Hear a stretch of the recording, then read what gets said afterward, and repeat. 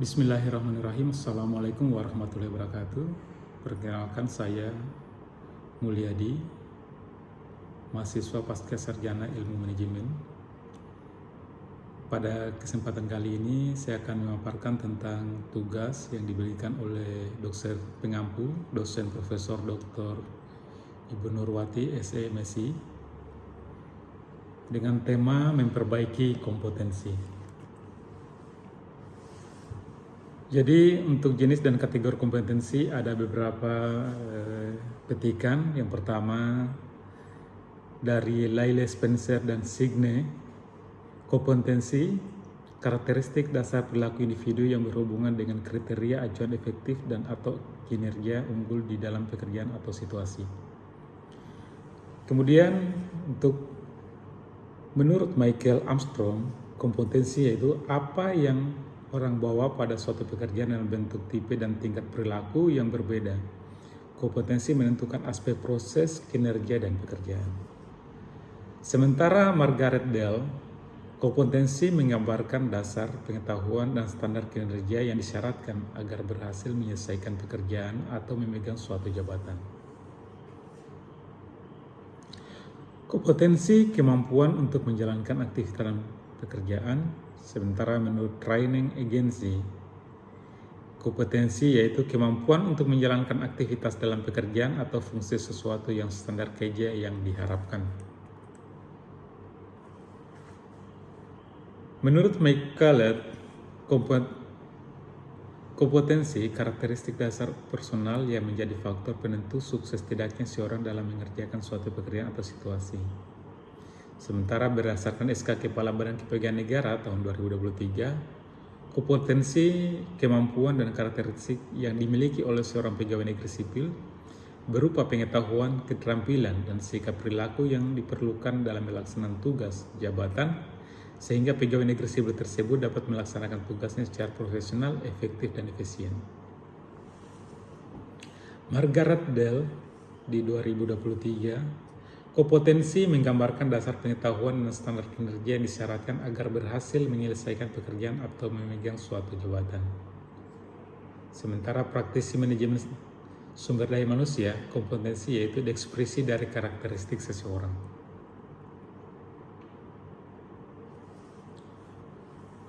Apa itu komponen kompetensi? Jadi komponen kompetensi di sini kami uraikan ada 4. Yang pertama, motivasi dorongan, yaitu sesuatu yang secara konsisten dipikirkan, dikehendaki seseorang yang menyebabkan tindakan. Motif penggerak, menggerakkan dan menyeleksi perilaku terhadap kegiatan, tujuan tertentu, dan meninjau dari yang lain. Yang kedua, trait, sifat, karakteristik sifat dan respon konsisten terhadap berbagai situasi atau informasi. Yang ketiga, self-concept, citra diri, sikap, nilai, dan citra diri seseorang. Yang selanjutnya, keempat adalah skill atau keterampilan, kemampuan untuk melaksanakan tugas fisik tertentu atau tugas mental tertentu.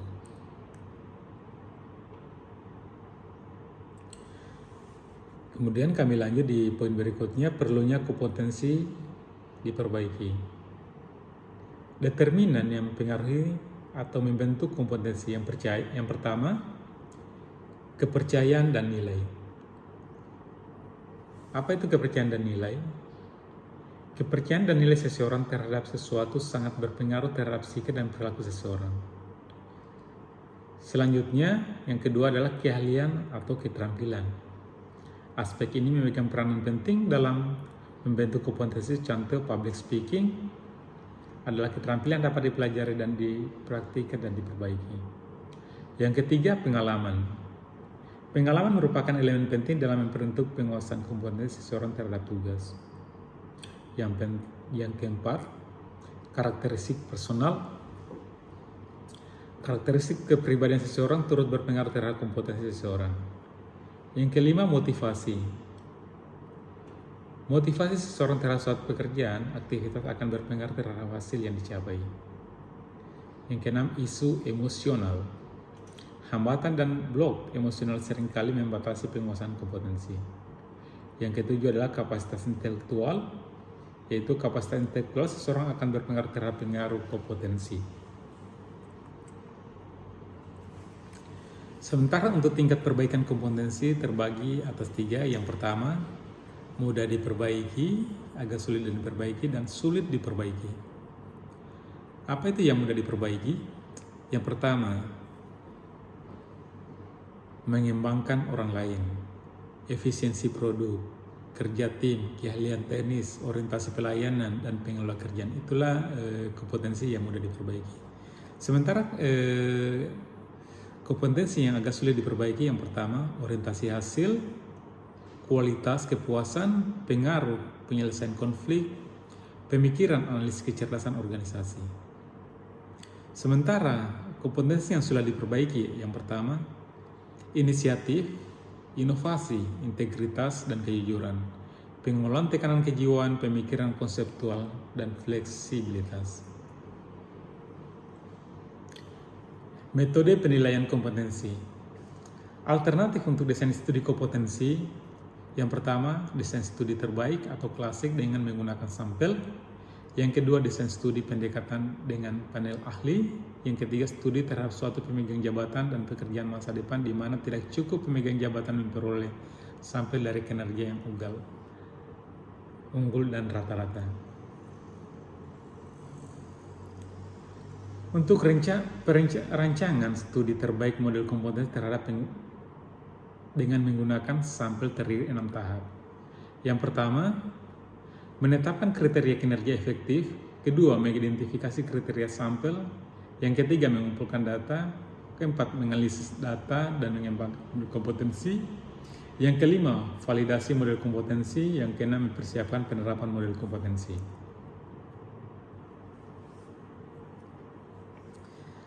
Dari penjelasan yang di atas tadi, tahapan untuk merancang studi kompetensi, yang pertama itu tahap pertama dan terpenting dalam studi kompetensi itu menetapkan kriteria atau ukuran untuk menetapkan kinerja unggul, superior, efektif dalam pekerjaan yang akan dipelajari.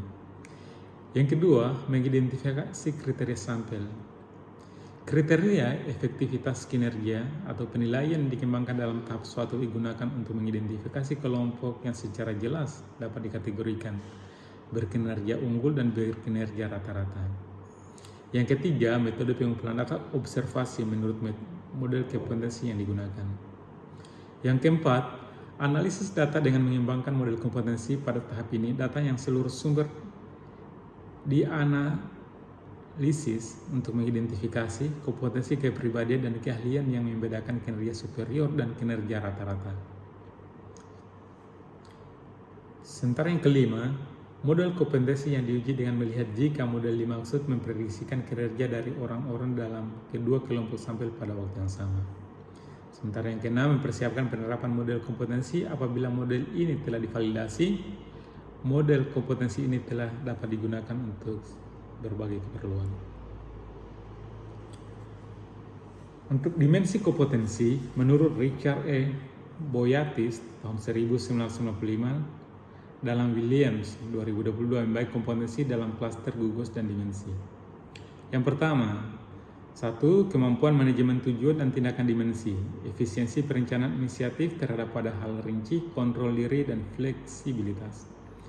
Yang kedua, kemampuan manajemen orang dimensi, empati, persuasif, jaringan kerja, negosiasi, percaya diri, manajemen kelompok atau tim, mengembangkan orang lain, dan komunikasi lisan. Kemampuan logika analisis, dimensi menggunakan konsep pengakuan pola pengembangan teori.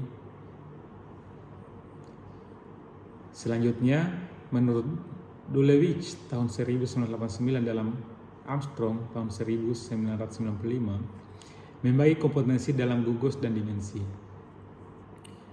Yang pertama, kemampuan intelektual, perspektif strategis, analisis, dan penilaian perencanaan dan pengorganisasian. 2. Kemampuan interpersonal, mengelola staf, sikap persuasif dan insertif, pengembalian keputusan, kepekaan interpersonal, dan komunikasi lisan.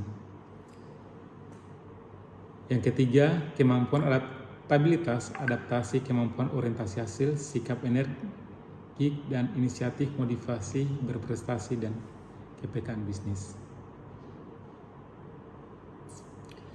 Menurut Harry Schroeder tahun 1989 dalam Williams 2002, membagi kompetensi dalam gugus dimensi. Yang pertama, kognitif, mencari informasi, pemikiran konseptual dan fleksibilitas. Yang kedua, rasional, dampak dan percaya diri, presentasi. Yang ketiga, motivasional, interpersonal, mengolah interaksi dan orientasi. Yang keempat, pengembangan. Yang kelima, berprestasi, orientasi proaktif dan orientasi berprestasi. Demikian pemaparan dari saya, sekaligus sebagai tugas yang diberikan oleh Dr. Pengampu untuk mata kuliah Perencanaan dan Pengembangan Sumber Daya Manusia oleh Profesor Dr. Ibu Nurwati, Sarjana Ekonomi, Magister Ekonomi. Demikian, wabillahi taufiq wal hidayah. Wassalamualaikum warahmatullahi wabarakatuh.